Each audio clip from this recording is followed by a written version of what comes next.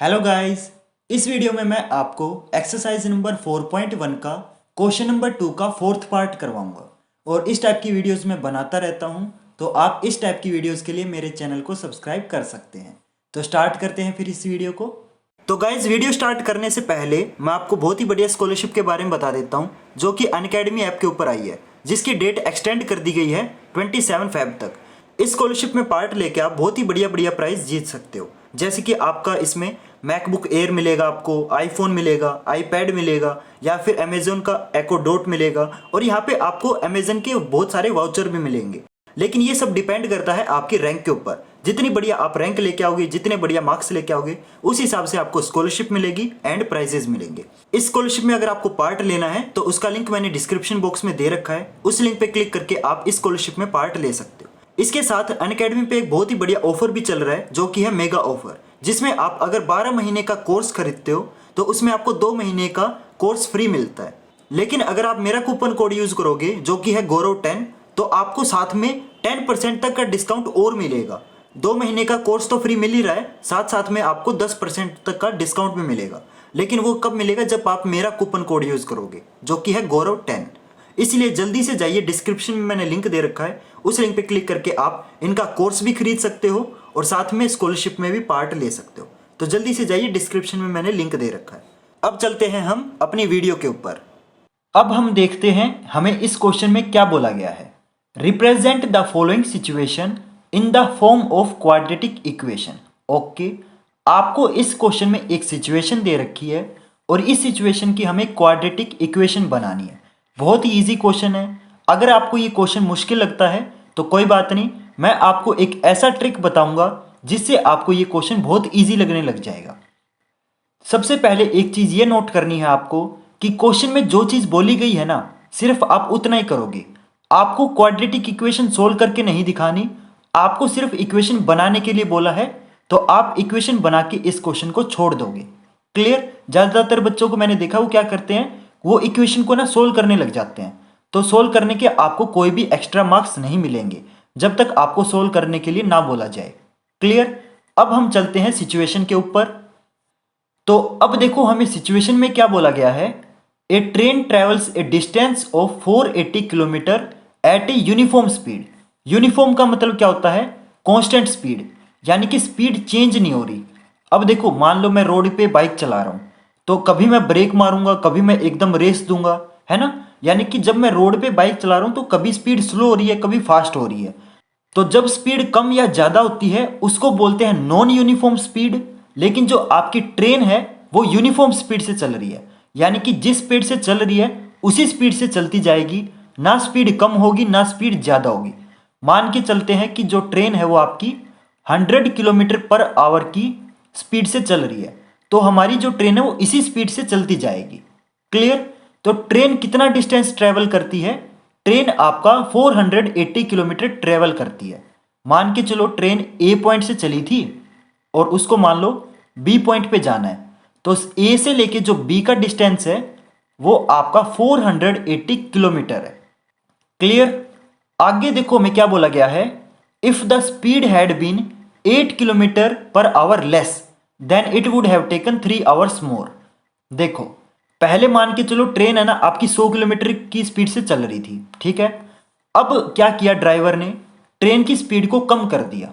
तो अब कितना कम किया है? 8 किलोमीटर पर आवर कम किया है। पहले 100 की स्पीड से चल रही थी, तो अब 92 किलोमीटर पर आवर की स्पीड से ट्रेन चलेगी, है ना, क्योंकि अब ट्रेन की स्पीड कम कर दी है ड्राइवर ने। तो सिंपल सी बात है। अब देखो ट्रेन स्लो चल रही है, मतलब अब ट्रेन ज्यादा टाइम लेगी। तो देखो मैं आपको एक एग्जांपल से समझाता हूँ। मान लो मुझे ऑफिस जाना है, ठीक है, और मैं ऑफिस के लिए लेट हो रहा हूँ, तो मैं क्या करूँगा? मैं बाइक की स्पीड तेज करूँगा ताकि मैं जल्दी पहुँच जाऊँ। तो पहले देखो ट्रेन की स्पीड ज़्यादा थी, तो पहले ट्रेन जल्दी पहुँचेगी। ए पॉइंट से चली तो बी पॉइंट तक जाने में उसको कम टाइम लगेगा, क्योंकि पहले स्पीड ज़्यादा थी। लेकिन अब ड्राइवर ने क्या किया? स्पीड को स्लो कर दिया, तो अब आराम आराम से चलेगी, तो यानी कि लेट पहुँचेगी, है ना। यानी कि जो दूसरा केस है उसमें जो टाइम है वो ज्यादा लग रहा है, पहले स्पीड तेज थी तो टाइम कम लग रहा था। आइए चीज समझ। तो अब ट्रेन कितनी लेट हो गई है? तो अब ट्रेन 3 घंटे लेट हो गई है। ठीक है। आपने वैसे रियल लाइफ में देखा भी होगा, सर्दियों में क्या होता है, जो ट्रेन होती है ना वो कई बार लेट हो जाती है।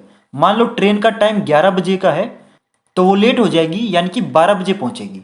तो सर्दियों में ज़्यादातर ऐसा क्यों होता है, क्योंकि सर्दियों में धुंध होती है, तो ड्राइवर को ना ट्रेन थोड़ी सी स्लो चलानी पड़ती है ताकि एक्सीडेंट ना हो। मतलब ट्रेन स्लो चलेगी तो टाइम ज़्यादा लेगी, यानी कि वो लेट पहुंचेगी। क्लियर, आइए चीज समझ आपको। तो स्पीड जब ज़्यादा होती है तो टाइम कम लगता है, स्पीड जब कम होती है तो टाइम ज़्यादा लगता है। बस ये कंसेप्ट आपको ध्यान रखना है। ये कंसेप्ट जिसको समझ आ गया वो बच्चा इस क्वेश्चन को बहुत आसानी से कर लेगा। हमें इस क्वेश्चन में निकालना क्या है, we need to find the speed of the train. आपको इस ट्रेन की स्पीड निकालनी है। ये 100 तो बस मैंने आपको समझाने के लिए बताया था, एक्चुअली इस ट्रेन की स्पीड कितनी है वो हमें निकालनी है। स्टार्ट करें फिर क्वेश्चन को। तो मैं इसको इरेज कर देता हूं। तो हमें सबसे पहले डिस्टेंस दे रखा है, तो आप लिखोगे टोटल डिस्टेंस। तो एक्चुअल ट्रेन चलती कितना है, वो चलती है 480 किलोमीटर। ठीक है, तो डिस्टेंस दे रखा है। अब देखो हमें जो चीज़ निकालनी है हम उसको लेट करेंगे। तो हमें ट्रेन की स्पीड निकालनी है, तो हम लेट करते हैं ट्रेन की स्पीड को। तो मैं यहां पे लिखूंगा let the speed of train. तो ट्रेन की स्पीड को मान लो मैंने x मान लिया। ठीक है, तो अब देखो हमारे पास डिस्टेंस भी है, हमारे पास स्पीड भी है, तो हम बहुत ही आसानी से टाइम निकाल सकते हैं। तो टाइम का फॉर्मूला क्या होता है, तो टाइम का फॉर्मूला होता है डिस्टेंस बाय स्पीड। तो यहां पे मैं लिखूंगा डिस्टेंस बाय स्पीड। तो टाइम क्यों निकाल रहे हैं, हमें पता होना चाहिए ना कि पहले टाइम कितना लग रहा था। तो डिस्टेंस हमारा 480 है, स्पीड हमारी x है, तो पहले टाइम इतना लग रहा था।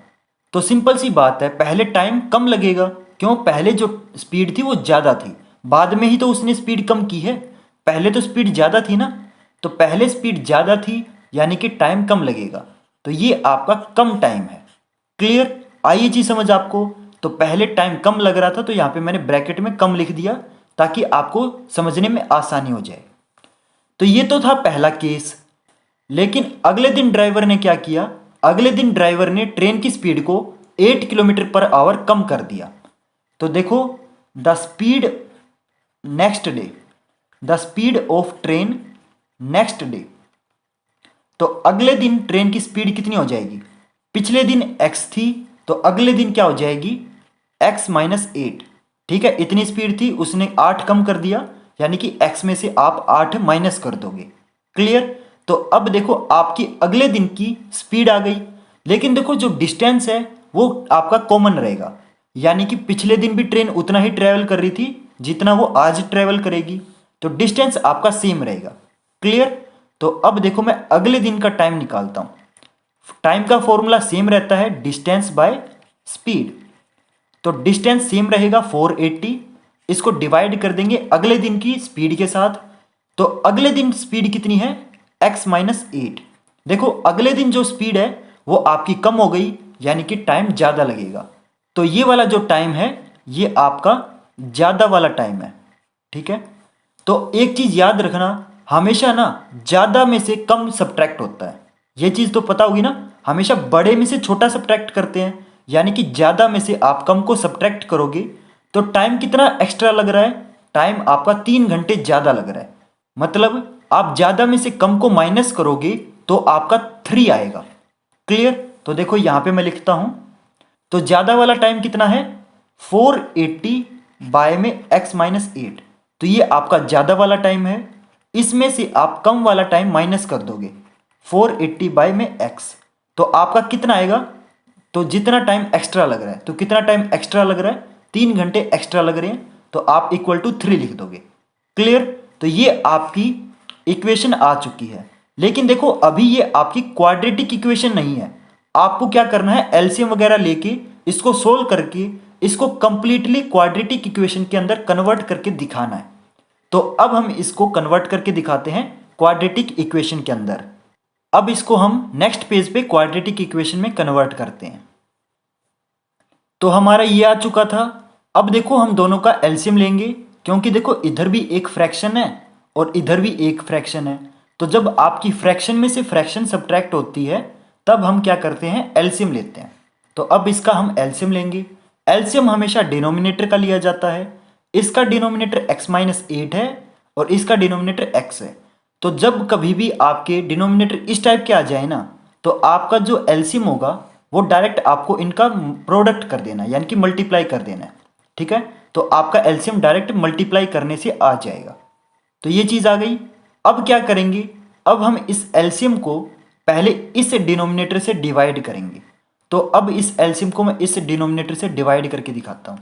तो ये हमारा एलसीएम था, इससे डिवाइड करेंगे तो इससे ये कैंसिल, तो आपका क्या आएगा, सिर्फ x बचेगा। तो डिवाइड करने के बाद जो बचा है उसको आप न्यूमरेटर से मल्टीप्लाई कर दोगे, तो आपका सिर्फ x बचा है, तो x को हम इस 480 से मल्टीप्लाई कर देंगे। तो 480 इंटू एक्स कितना हो जाएगा, 480x। क्लियर, बीच में ये माइनस साइन आ जाएगा। और इस बार क्या करेंगे, इस बार हम इस एलसीएम को इस डिनोमिनेटर से डिवाइड करेंगे। तो x-8 ये आपका एलसीएम था, इसको आप इस डिनोमिनेटर से डिवाइड करोगे, यानी कि x से डिवाइड करोगे, तो x से x कैंसिल। तो अब जो आंसर आया है उसको हम फिर से न्यूमरेटर से मल्टीप्लाई कर देंगे। तो न्यूमरेटर आपका 480 है, इसको मल्टीप्लाई कर देंगे x-8 से, और इक्वल टू आपका 3 तो है ही। तो हमारी ये चीज़ आ चुकी है। अब इसको हम थोड़ा सा और सोल्व करते हैं। तो ये आपका 480x माइनस 480 आपका इस ब्रैकेट से मल्टीप्लाई होगा, तो 480 को पहले आप इस x से मल्टीप्लाई करेंगे, तो ये माइनस 480x आ गया।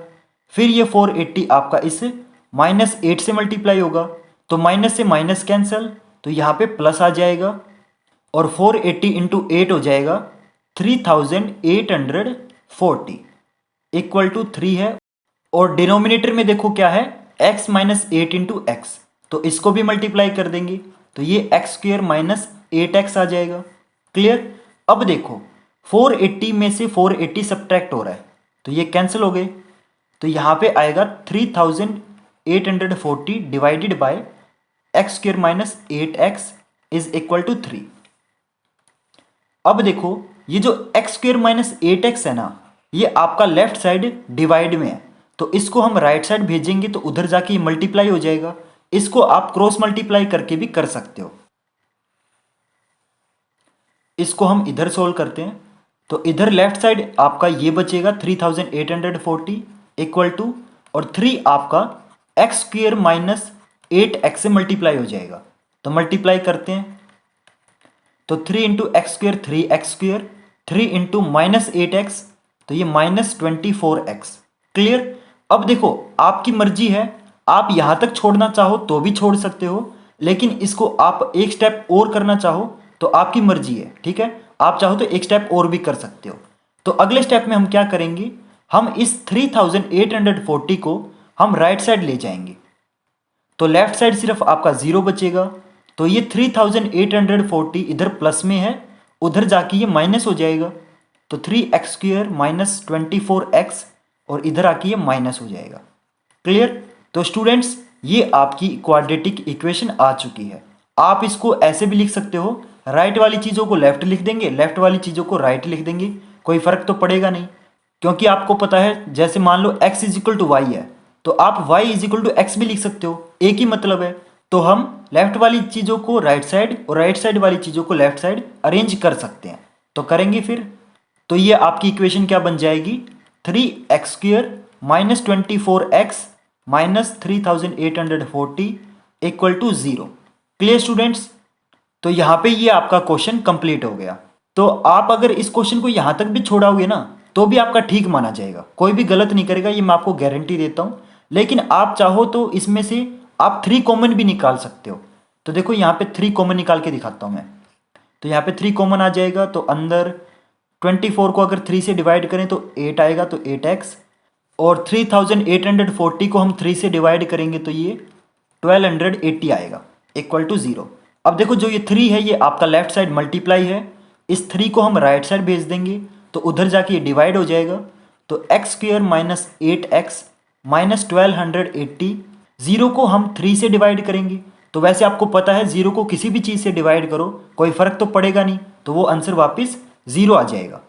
तो स्टूडेंट्स आपका ये आंसर आ चुका है। तो यहाँ पे देखो मैंने 4 टिक लगाए हैं, मतलब ये चारों के चारों आंसर करेक्ट है। जिसके आगे मैंने टिक लगा रखा ना, आप वो भी लिख के आओगे तो भी करेक्ट माना जाएगा। कोई भी टीचर आपका गलत नहीं करेगा, ये मैं आपको गारंटी देता हूँ।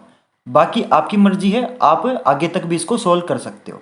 लेकिन मैं तो आपको यही एडवाइस दूंगा कि आप ना इस क्वेश्चन को यहाँ तक करके छोड़ के आ जाना। क्योंकि क्यों हमें बिना बात आगे सोल्व करना है? क्योंकि जितना ज़्यादा सोल्व करोगे उतने ज़्यादा मिस्टेक होने के चांसेस हो जाएंगे। मान लो कहीं पे डिवाइड करने में मिस्टेक हो गई तो वो बिना बात का पंगा है ना। एक काम करना, आपने यहाँ तक भी करके छोड़ाना, कोई भी गलत नहीं करेगा। तो स्टूडेंट्स, आपका यहाँ पे ये क्वेश्चन कंप्लीट होता है। तो बस जो कंसेप्ट ध्यान रखना था वो ये था कि बड़े टाइम में से आपको छोटा टाइम सब्ट्रैक्ट करना है। ये कंसेप्ट आपको ध्यान रखना है बस। और बड़ा टाइम कौन सा होता है? बड़ा टाइम वो होता है जिसमें स्पीड कम होती है, ठीक है। और जिसमें स्पीड ज़्यादा होती है वो छोटा टाइम होता है। क्लियर? तो ये कंसेप्ट ध्यान रखना। होप करता हूँ आपको ये क्वेश्चन समझ आया होगा। और प्लीज़ मेरे चैनल को सब्सक्राइब कर लेना, क्योंकि मैं इसी टाइप के जो मुश्किल मुश्किल क्वेश्चन होते हैं ना, उनके लिए इजी इजी ट्रिक लाता रहता हूँ। तो प्लीज़ चैनल को सब्सक्राइब कर लेना। और अगर आपको ये वीडियो पसंद आई तो प्लीज़ लाइक कर देना, कमेंट करके बताना कि आपको ये वीडियो कैसी लगी, और अपने फ्रेंड्स के साथ शेयर कर देना, ठीक है। मुझे पता है ज़्यादातर बच्चे हैं ना शेयर नहीं करते, क्योंकि वो ये सोचते हैं कि यार जो ट्रिक मेरे को पता है वो मैं औरों को क्यों बताऊं। लेकिन प्लीज़ शेयर कर देना, मेरा भी फ़ायदा हो जाएगा। और चैनल को सब्सक्राइब कर लेना, ठीक है। और अगर आपको कोई डाउट या क्वेरी है तो आप मुझे इंस्टाग्राम पे मैसेज करके पूछ सकते हैं। मैं बहुत सारे बच्चों की वहाँ पे डाउट सोल्व करता हूँ, तो आपकी भी सोल्व हो जाएगी। तो स्टूडेंट्स, मिलते हैं फिर नेक्स्ट वीडियो में नए टॉपिक के साथ। तब तक के लिए good bye and have a nice day. Bye.